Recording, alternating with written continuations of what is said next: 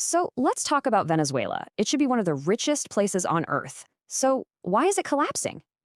I mean, you've got a country literally floating on oil, yet its people are facing a humanitarian disaster. How?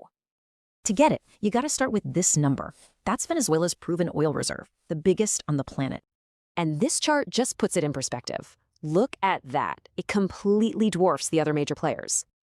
And, it's not just oil. The country is a treasure trove of gas, gold, and crucial minerals. But all this wealth, well, it's become what's known as the resource curse, a total trap. An immense prize like this turns the country into a geopolitical chessboard, with global powers making their moves. You've got the US applying maximum pressure, while on the other side, China and Russia offer a lifeline. The American game plan is basically a squeeze play: sanctions, isolation, and the threat of military force. And these so-called anti-drug operations, they've seriously ramped up military tension in the Caribbean. And then, former officials just say the quiet part out loud, admitting it's really all about the oil. So what's the countermove? China and Russia are creating what's essentially an economic and military shield. China is the main financial backer, using this massive oil for loans model to lock in future supplies. And Russia? They're providing the military hardware, advanced weapons, and a deeper strategic foothold.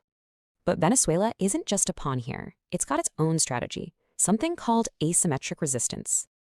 Now, this whole high-stakes game doesn't just stay in Venezuela. It creates huge risks for all of us. And these 5 risks are all tangled up together, from war to economic chaos, making things so unpredictable. And here's the human cost, and it's just staggering. 7 million people have been forced to flee their homes. Some analysts are worried this whole situation is a blueprint for a new, dangerous era of resource wars. Which leaves us with a pretty heavy question. In a world with limited resources, is this just our future?